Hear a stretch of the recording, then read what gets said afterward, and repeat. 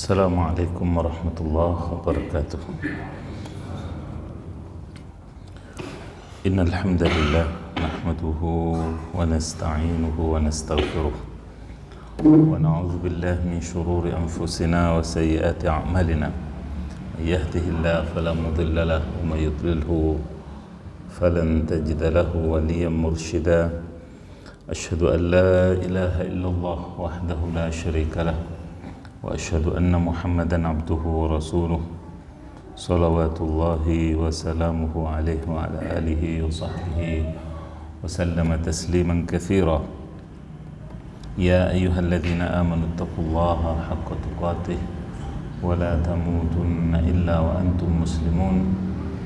Ya ayyuhalladzina amanu taqullaha wa qulu qawlan sadida yuslih lakum a'malakum wa yaghfir lakum dhunubakum wa may yuti'illaha wa rasulahu faqad faza fawzan 'azima. Amma ba'd, fa inna khairal kalami kalamullah wa khairal hadi hadi Muhammadin sallallahu alaihi wasallam wa syarrul umuri muhdatsatuha wa kullu muhdatsatin fi dinillahi bid'ah wa kullu bid'atin dhalalah wa kullu dhalalatin finnar.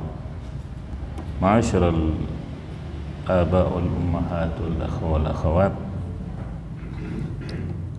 kembali kita panjatkan puja-puji syukur kehadirat Allah Subhanahu wa taala atas berbagai limpahan nikmat karunia-Nya, termasuk nikmat mengakhiri Ramadan kemarin. Karena ini pertemuan pertama, maka saya ucapkan juga tak lupa taqabbalallahu minna wa minkum salihal a'mal minal aidin wal faizin wal maqbulin kullu amin wa antum bikhair. Semoga Allah Subhanahu wa taala menerima segala amal ibadah kita, apa yang kita persembahkan, apa yang kita upayakan di bulan Ramadan dan juga di luar Ramadan. Salat dan salam kita haturkan kepada Nabi tercinta termulia Muhammad sallallahu alaihi wasallam, begitu pula kepada keluarga beliau, para sahabat beliau dan seluruh pengikutnya. Juga tak lupa jamaah sekalian, sebagai pengingat atau juga nasihat untuk diri sendiri, juga Anda sekalian, masih tersisa dari bulan Syawal ini ya, lebih dari 10 hari. Semoga kita bisa menyempurnakan ibadah puasa kita dengan 6 hari di bulan Syawal.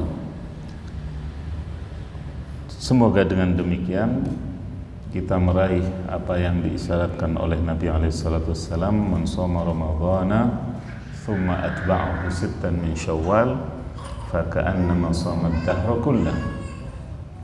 Barang siapa yang berpuasa di bulan Ramadan lalu diikuti, disempurnakan dengan 6 hari di bulan Syawal, maka itulah puasa sepanjang tahun.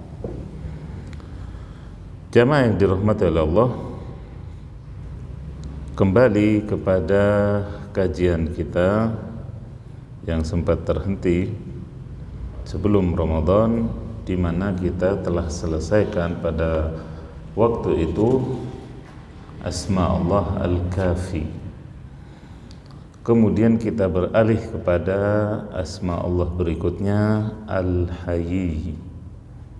Al-Hayyu yaitu zat yang maha pemalu. Sebagaimana sifat-sifat yang lain, sifat ini pula masuk dalam kamus ataupun kaidah yang berbunyi laisa kamitslihi syai'un wa huwas samiul basir. Tidak ada yang menyerupai Allah Subhanahu wa taala dalam salah satu sifatnya. Ya, dalam salah satu sifatnya, sedang dialah zat yang maha mendengar lagi maha melihat, termasuk dalam masalah malu ini. Malu yang tentunya sesuai dengan kemuliaan dan keagungan Allah Subhanahu wa ta'ala. Malu yang berbeda dengan malunya makhluk. Pada makhluk saja, antar sesama makhluk, kadar malunya itu beda. Apalagi antara makhluk dengan sang Khalik, tentunya tidak bisa disamakan. Meskipun ya, asma ini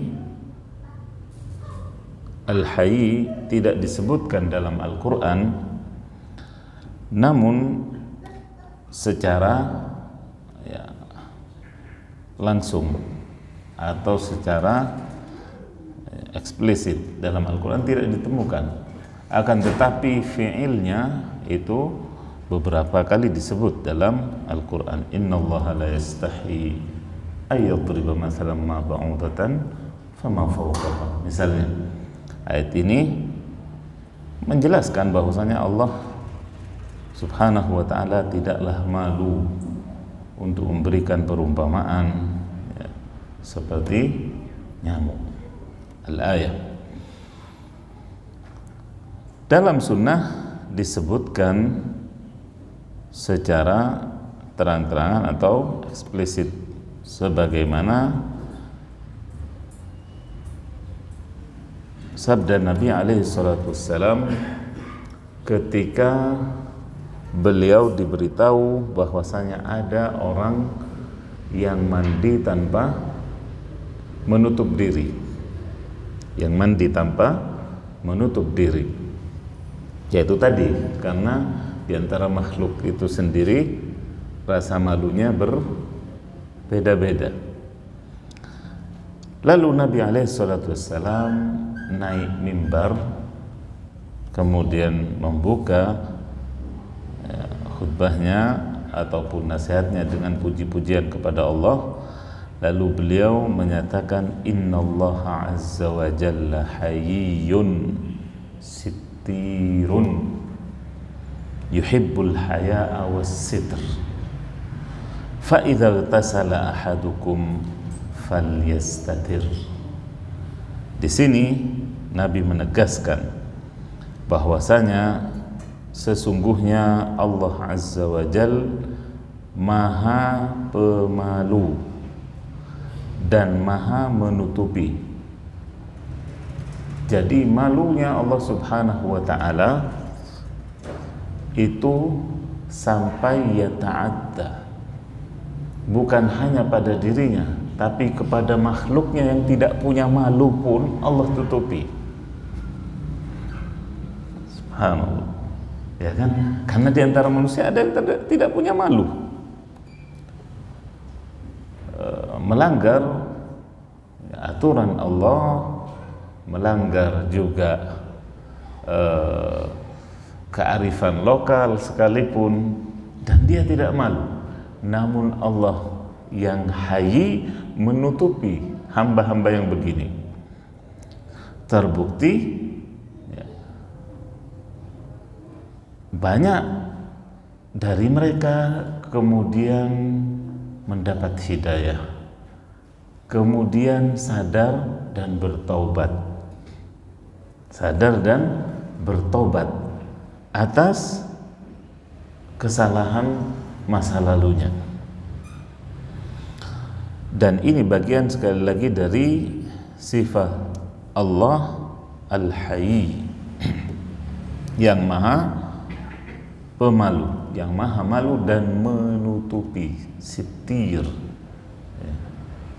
Kita sendiri, misalnya kita sendiri, kalau kita ingat-ingat, kecuali yang dirahmati oleh Allah, misalnya di saat kita melihat barangkali adik-adik kita atau yang sebaya dengan anak kita di tingkat SMP atau SMA, yang bertingkah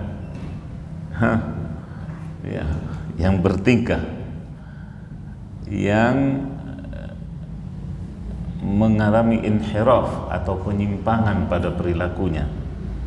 Mungkin sedikit juga dari tingkah tersebut pernah kita lakukan, maka kita malu kepada diri kita sendiri setelah kita mencapai umur seperti ini, ya kan?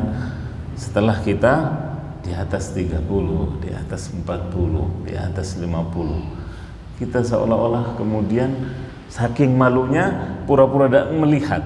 Sahih? Itulah haya. Itulah rasa malu yang Allah berikan kepada kita, ya. Dan rasa malu pada makhluk itu pun ada yang jibilli, fitri, ada yang dengan takhalluk, dengan ta'allum, dengan ilm. Ada yang memang secara fitrah, ya, terpatri pada diri manusia sifat malu itu tadi. Ada yang dengan pengetahuan, oh iya ini salah, kalau ya melanggar seperti ini berarti mestinya saya malu, dengan ilmu. Dan ya, ini dipahami betul oleh musuh-musuh Islam, sehingga malu yang sifatnya fitrah jibilli ini pun dirusak. Di antara contoh sifat malu yang jibilli adalah bahwasanya mustahil kita yang berakal sehat untuk tidak pakai baju berjalan di tengah jalan, di keramaian, mustahil. Tetapi oleh musuh-musuh Islam dihiasi dan hendak direnggut atau dicabut sifat malu ini dengan apa? Dengan mode, dengan tren, dengan macam-macam. Ya Pak ya? Baju yang compang-camping seperti habis diterkam serigala. Celananya itu mahal katanya, wallahu a'lam.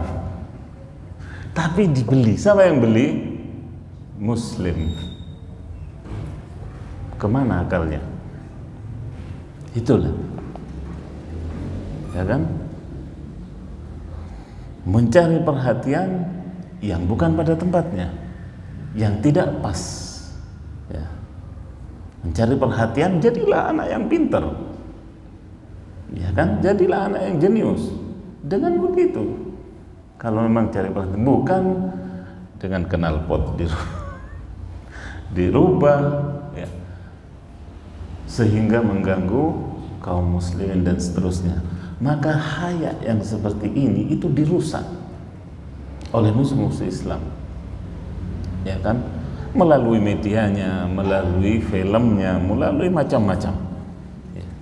Sehingga terbentuk sekali lagi atau terbungkus dan tercabik malu, rasa malu yang fitrah itu di hati sebagian kaum muslim, mudah-mudahan sebagian kecil.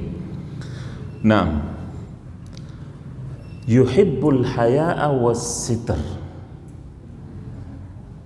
Allah mencintai sifat malu dan sifat menutupi sifat malu. Wahai kaum muslimat, wahai ummahat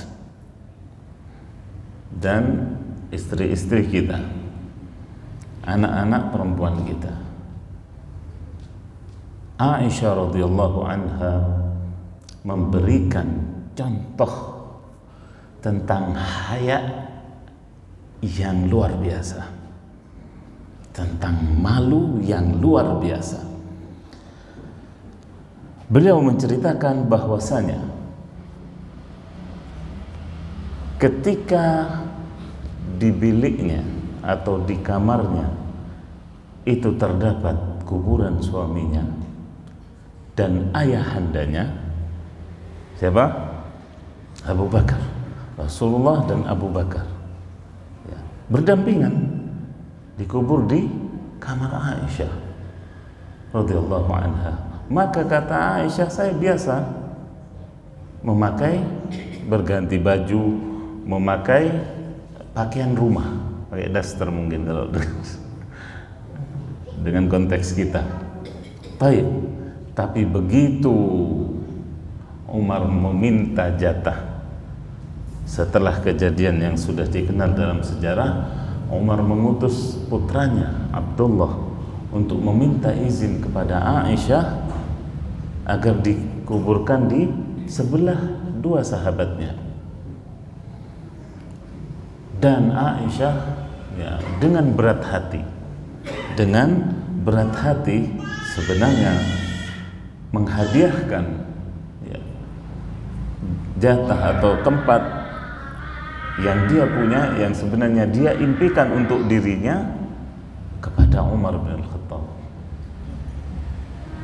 Setelah itu kata Aisyah, ketika sudah genap menjadi 3 orang, kata Aisyah, sungguh aku memakai baju seperti ketika aku hendak keluar rumah. Memakai baju, sedang beliau di kamarnya seperti hendak keluar rumah. Karena ada siapa? Ada Umar. Sedang Umar di mana? Di dalam tanah. Subhanallah. Ini malu yang luar biasa yang dicontohkan oleh ibunda kaum mukminin Aisyah radhiyallahu anha. Dan malu yang demikian inilah yang dicintai oleh Allah Subhanahu wa ta'ala.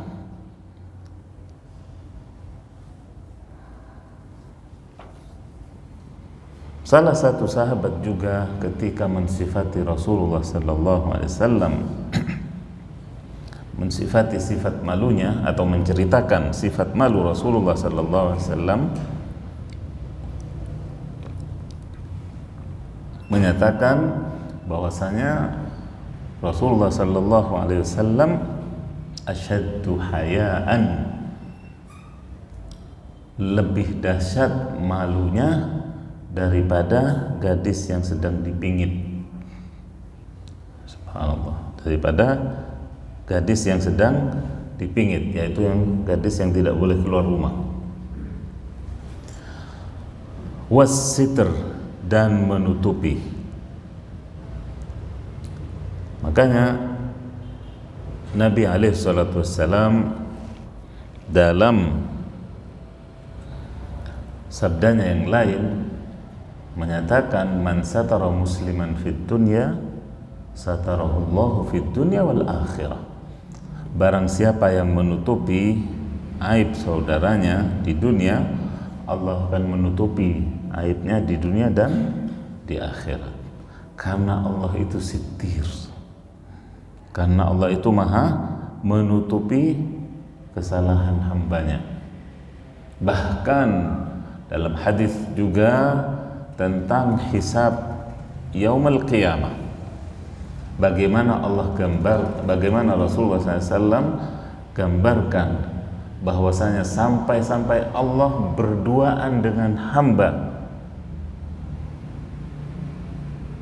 yang dia sayangi dan menyatakan, atau ketika menghisabnya, bukankah kamu pada tanggal sekian, bulan sekian, jam sekian di tempat ini kamu melakukan pelanggaran secara bukan di depan halayak, bukan di depan umum, bukan di depan makhluknya yang lain.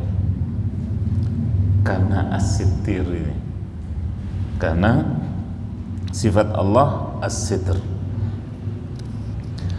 Kemudian setelah muqaddimah ini baru Rasulullah menyatakan, fa idza tasala ahadukum falyastatir. Maka apabila salah seorang dari kalian mandi, hendaklah dia menutup diri. Rasulullah di sini tidak menyebutkan wahai si fulan atau si A si B, kalau mandi itu ditutup. Tidak tunjuk hidung.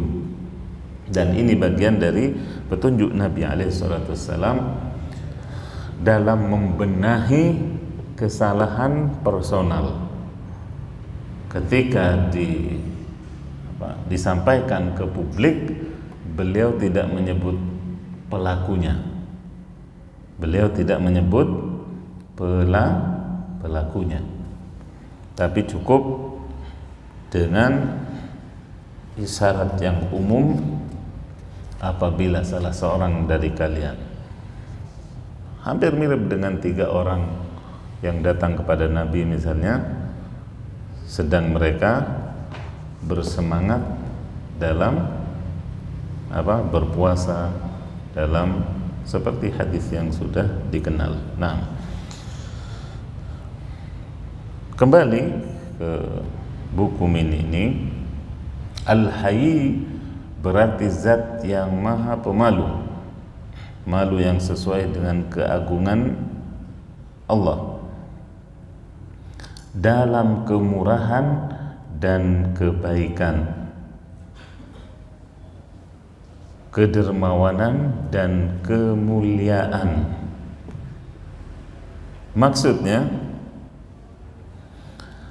dalam satu riwayat dari Salman Al-Farisi disebutkan bahwa Rasulullah SAW menyatakan, Inna Rabbakum tabaraka wa ta'ala hayyun karim, yastahi min abdihi idza rafa'a yadayhi ilaihi ayyaruddahuma sifran. Sesungguhnya Rabb kalian Allah Ta'ala adalah zat yang maha pemalu lagi maha mulia.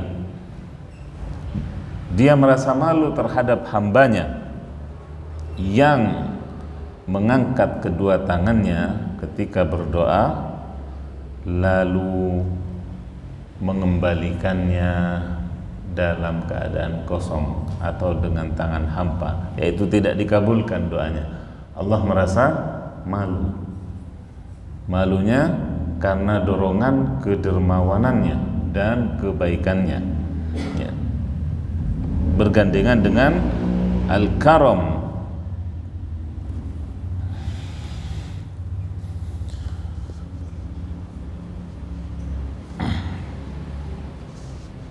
Jamaah yang dirahmati oleh Allah,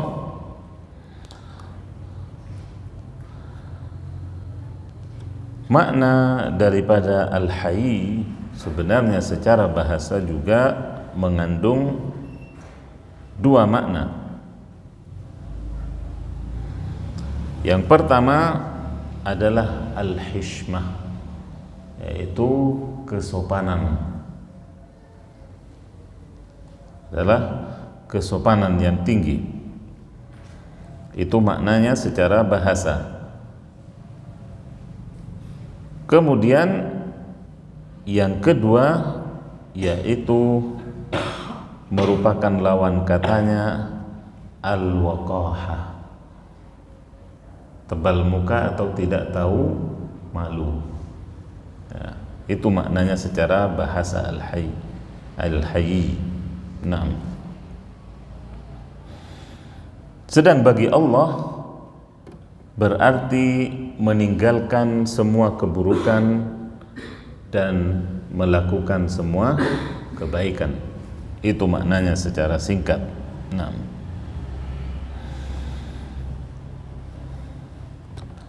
menjelaskan makna dari asma ini, Syekh Muhammad Khalil Harras menyatakan bahwasanya sifat malu bagi Allah adalah sifat yang sesuai dengan kebesaran dan keagungannya, tidak seperti makhluknya, yang berarti perubahan sikap dan sifat berkecil hati yang terjadi pada seseorang ketika dia mengkhawatirkan sesuatu aib atau celaan pada dirinya. Ini yang terjadi pada makhluk. Malu takut disalahkan kalau sebagai bawahan. Ya, malu pada makhluk ini yang menimbulkan perubahan pada wajahnya, memerah, ya kan? Kemudian juga menunduk, ya kan? Maka a'rad atau hal-hal yang seperti ini tidak terjadi pada Allah Subhanahu wa taala. Kejadian pada makhluk ketika malu, ya kan? Biasanya wajahnya berubah, ya, memerah, kemudian menunduk, ya kan? Kemudian bahkan kabur, ya kan? Mencari jalan lain, kemudian jurus langkah 1000. Nah, itulah malu pada makhluk, tapi itu tidak berlaku pada Allah Subhanahu wa ta'ala. Karena sifat malu pada Allah adalah meninggalkan perbuatan yang tidak selaras dengan rahmatnya serta kemahasempurnaan kebaikan dan kemuliaannya. Jamaah yang dirahmati oleh Allah,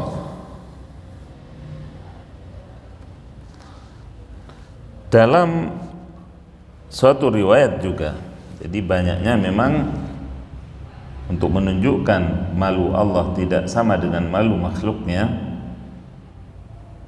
Di sini juga disebutkan pada buku kecil ini, Allah malu menyakiti dan menghinakan hambanya, membongkar aibnya, malu untuk menurunkan azab atau menolak permintaan orang yang bermunajat padanya.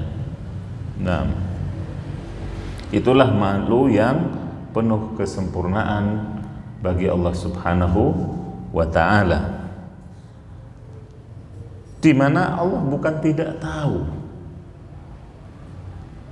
akan pelanggaran-pelanggaran hambanya, akan kecurangan-kecurangan hambanya, akan pencurian-pencurian hambanya.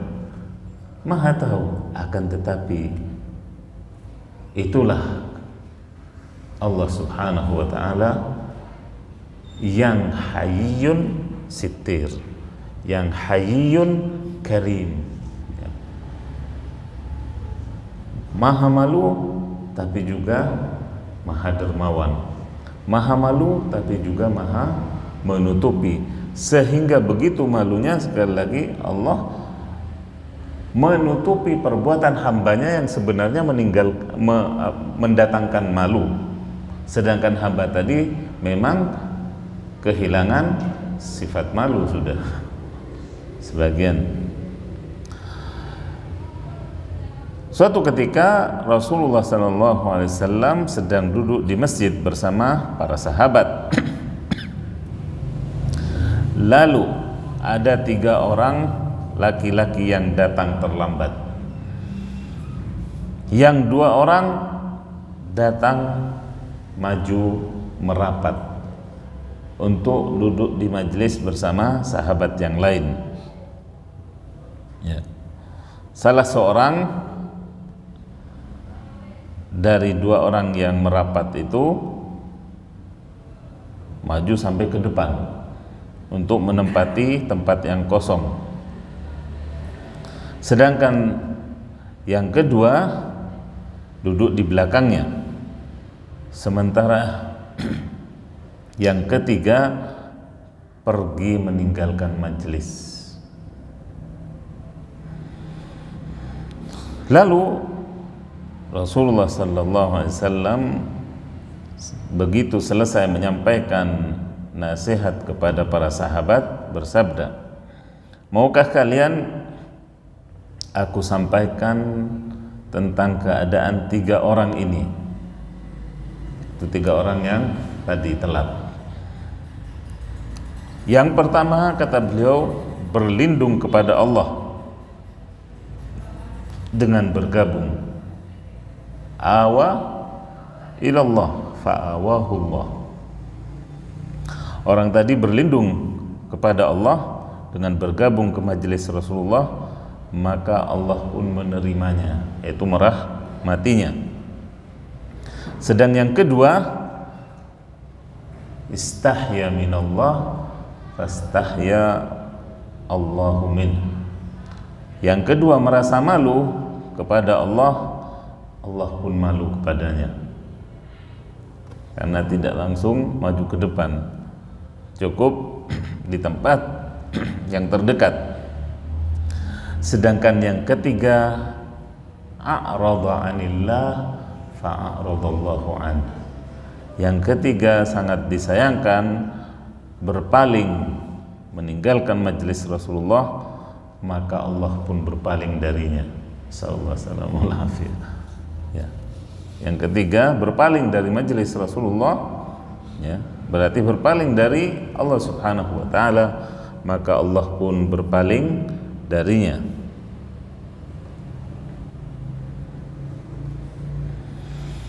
Sifat malu ini, kata Ibnul Qayyim rahimahullah, tidak bisa diketahui hakikatnya oleh jangkauan pemahaman manusia, tidak pula mampu digambarkan oleh akal-akal mereka. Yahya bin Mu'adz berkata, Maha suci Allah, zat yang ketika hambanya berbuat dosa, maka dia merasa malu. Maka dia merasa malu. Allah merasa malu, sedang hambanya bisa jadi seperti tadi saya sampaikan tidak malu. Padahal yang dibuat melakukan dosa apa? Pemberian Allah. Ya dengan tangannya, ya dengan kakinya, ya dengan hartanya. Dari siapa? Dari Allah. Justru Allah yang merasa malu, ya. Makanya kemudian tidak membongkarnya, tidak mempermalukannya, memberinya kesempatan untuk bertaubat. Jamaah yang dirahmati oleh Allah, kemudian di sini disebutkan Allah mencintai orang-orang yang punya sifat malu. Utsman bin Affan radhiyallahu anhu terkenal dengan sifat malunya, sehingga malaikat pun merasa malu kepada Utsman.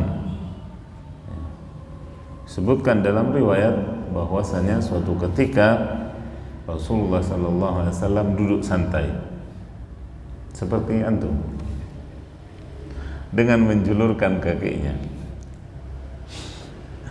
ya kan? Kemudian datanglah Abu Bakar.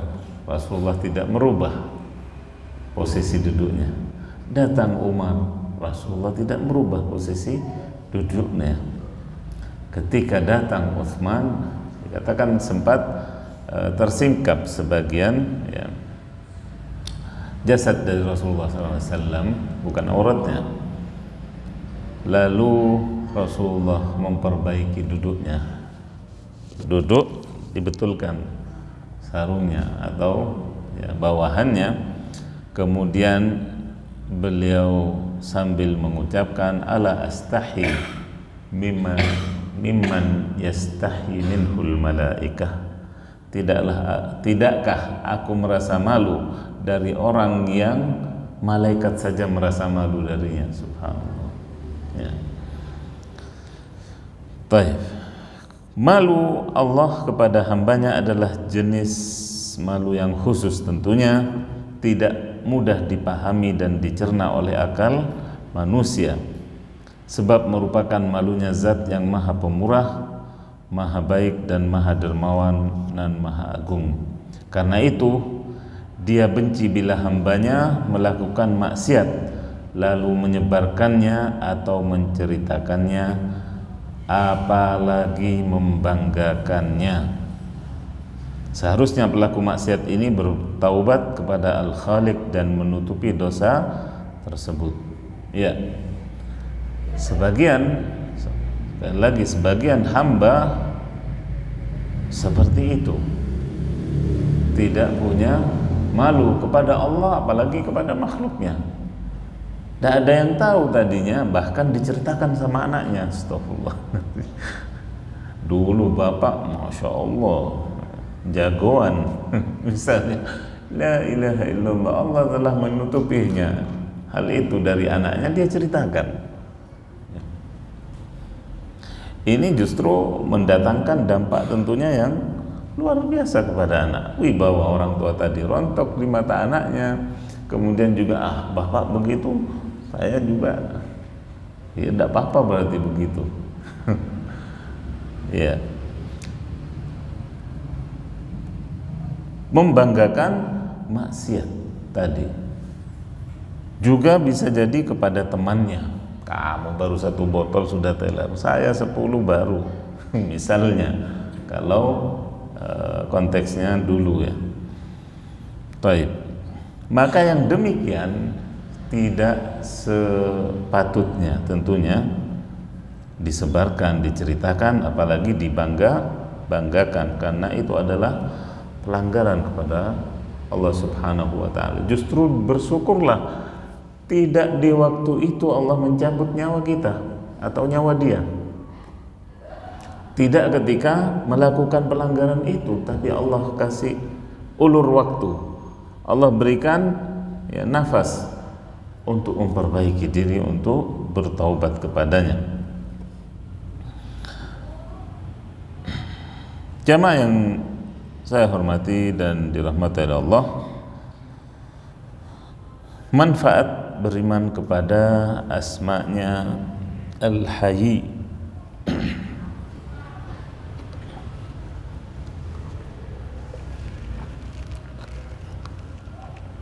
Yang pertama, mencintai, mengagungkan dan memuji Allah Azza wa Jal sesuai dengan kandungan asma-Nya Al-Hayy, yaitu sabar, murah hati, pemaaf dan menutupi dosa hambanya. Ya. Kalau orang tua saja sebagai pendekatan, kalau orang tua saja punya sepeda motor, kemudian sepeda motornya dipakai oleh anaknya ya, buat kebut-kebutan, kira-kira marah enggak orang tuanya? Padahal itu anaknya. Taib, kita ini milik siapa? Milik Allah. Disuruh begini, tidak boleh begitu, tidak boleh begitu sama Allah. Kemudian kita tidak nurut. Justru pemberian itu tangan kita pakai untuk melanggar aturan Allah. Kaki kita tidak gunakan untuk beribadah kepadanya. Maka kalau saja Allah bukan zat yang sabur, yang maha penyabar, sudah diringkes kita. Kayak di sini ya. Murah hati Allah Subhanahu wa taala dan pemaafnya. Kemudian yang kedua, malu kepada Al-Hayy, mengakui bahwa ibadah dan taatnya tak sempurna, masih terlena dalam maksiat atau kesibukan juga. Ya. Sebagai renungan bagi kita, misalnya kemarin di bulan Ramadan, ya, tentunya kita akan mengingat ada waktu-waktu mungkin yang berlalu yang kurang optimal, yang ya, terlepas dari kita sedang ibadah kepada Allah Subhanahu wa taala. Sejatinya tidak ada sempurnanya. Tidak ada sempurnanya. Maka kita hendaklah merasa malu pada Allah Al-Hayy atas kekurangan kita tersebut ya. Yang dikasih dalam sehari 24 jam, yang dipakai untuk ketaatan berapa jam? Separuh? Ada. Sholat berapa? 3 jam? Ada.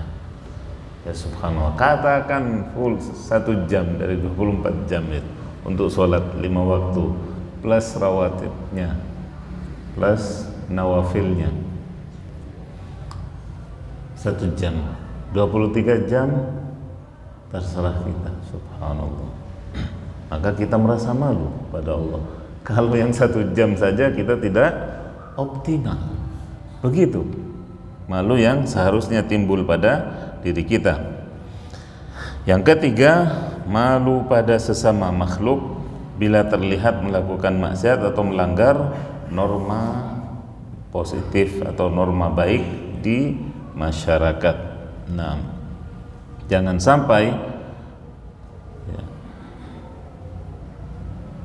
sampai sekali lagi terbalik, ya, bangga dengan melakukan pelanggaran. Ini ma'kus, fitrahnya terbalik. Berarti hendaknya kita merasa malu ketika melanggar aturan Allah Subhanahu wa ta'ala, ketika jatuh dalam maksiatnya. Fa'idha ubtulitum bihadhil qadhurat falyastatir bisitrillah, kata Nabi SAW.